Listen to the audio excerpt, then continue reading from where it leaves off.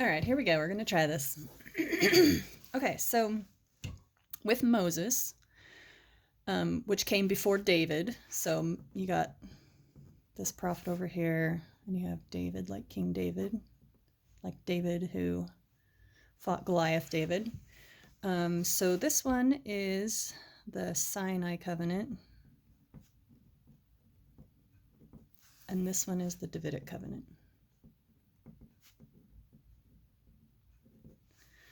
Okay, so under the Sinai covenant, it was a covenant where Moses was their prophet who spoke to God. And if every single person under the care of Moses was obedient to Moses, who was obedient to God, then God's covenant was a covenant of protection over all the people. But if one person failed to live up to those covenants, then God's protection over them was cut off, and he would not protect them. And this happens in the case where, so Moses, we know, did not lead the children of Israel into the promised land. They were in trouble for the time when God said, come up on the mountain to meet me in person. And they said, no, you do it, Moses. You stand between us and God. You be the one to go up there and talk to God. That was so offensive to God that he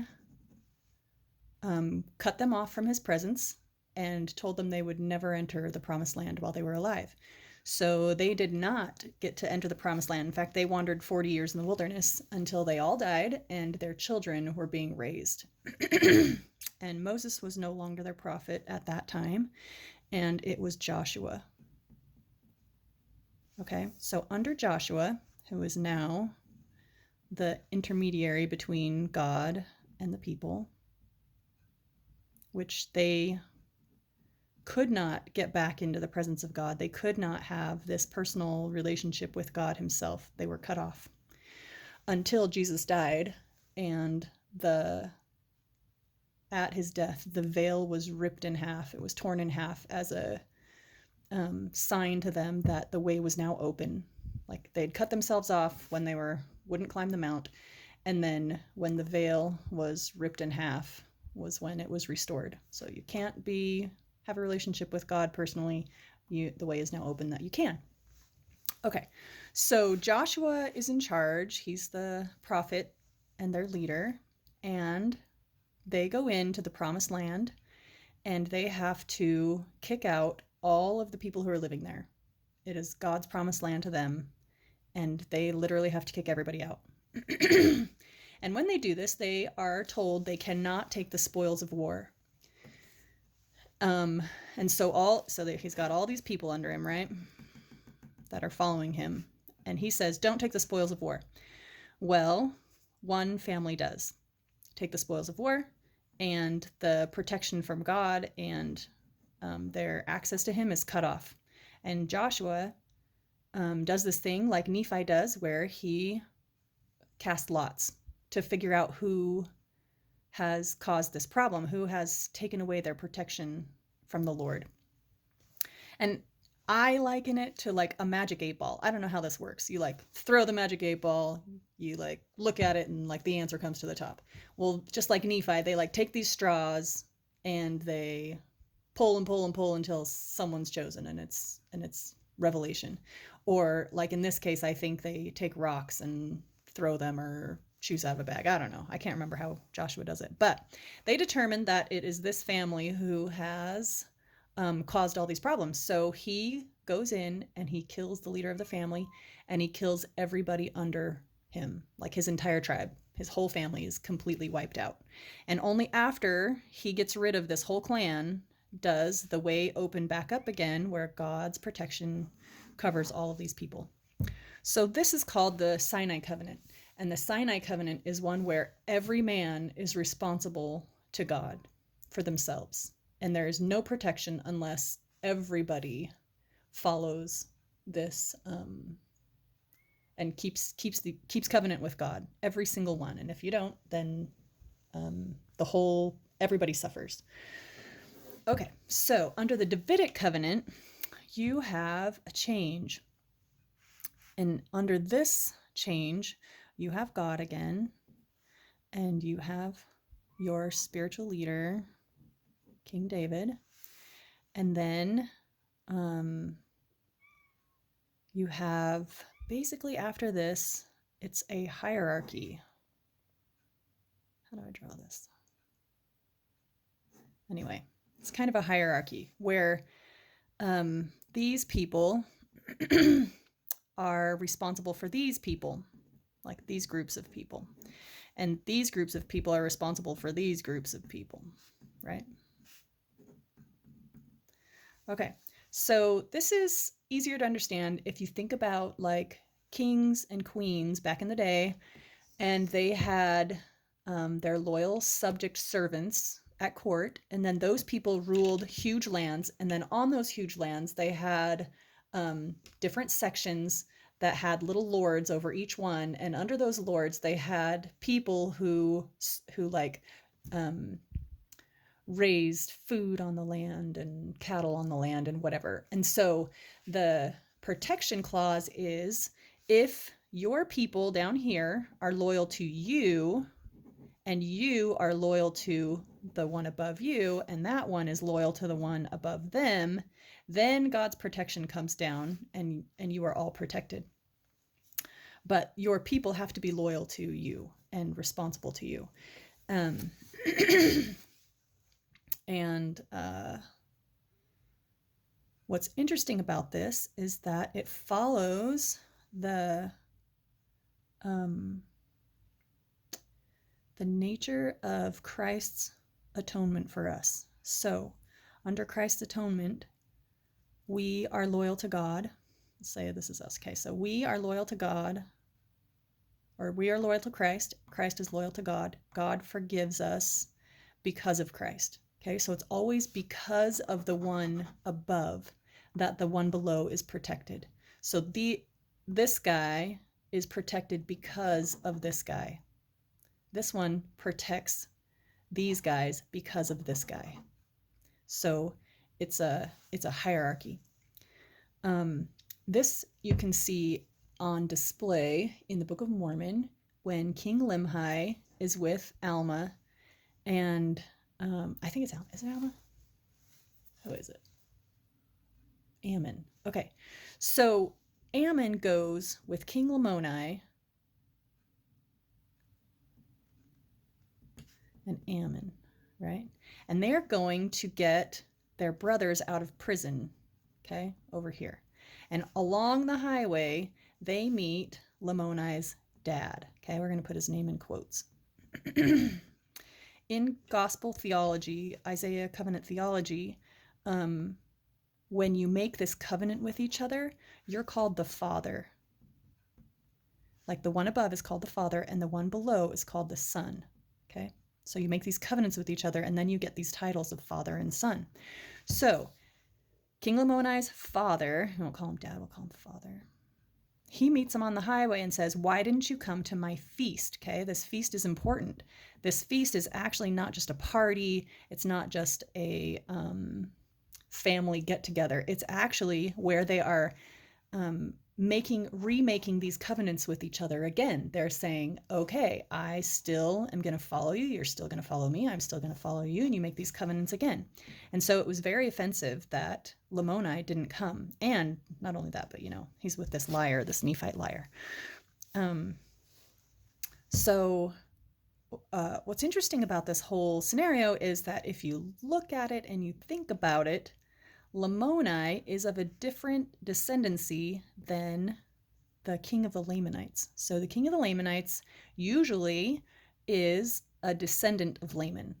Like they usually have Laman's descendancy, but Lamoni is not of the descendancy of Laman. And I can't remember which one he is. I'll have to go look it up, but he's from someone else. So you can see this father-son relationship happening here, even though they're not father-son biologically, they're father and son under the terms of the Davidic covenant. Sorry, can you see that?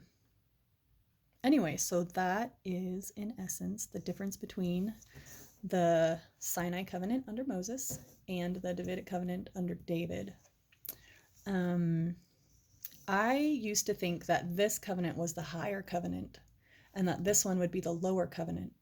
But as I have studied and seen in my own life, my draw more to this one than to this one, it is this idea that we haven't talked about yet, that this one pays for the sins of this one. Have you ever, let me go back to this. It's not paying for the sins in the same way that Jesus pays for his sins. Okay, so Christ pays for the sins in spiritual ways, but we pay for the sins of those in physical ways, those below us in physical ways, right? So how many times have you said, Lord, don't let my child suffer, I will suffer in their stead? That is following the pattern of the Davidic covenant, is to take their punishments upon you and you accept them in their behalf. And this is exactly what happens, which Isaiah uses as so he has two people that he is constantly like comparing, and one is King Hezekiah. Maybe that's a Z, yeah. And one is his dad, King Ahaz. So King Ahaz is constantly used by Isaiah as the perfect example of the wickedness of his people and the very things that they do wrong and the way that they think and the way that they act and everything. And King Hezekiah is used as the perfect example of what to do right, of the righteous people. Okay, so King Hezekiah, I don't know if you know much about him, but King Hezekiah was around after, so here's Israel, Jerusalem, like that area. Okay, so the 10 tribes were in the north, and they were led by Ephraim. That's an M. Ugh. And then there were 2 to 3 tribes in the south that were led by Judah. Okay, the Jews. The first tribe to be taken away by Assyria and destroyed were the top tribe. Okay, so they were taken away. And what you had left was this one, the Jews in Judah. And when they were invaded by Babylon, who came many years later, they also came from the north, they came to destroy them. And when this happened, King Hezekiah offered his life to God in behalf of saving his people.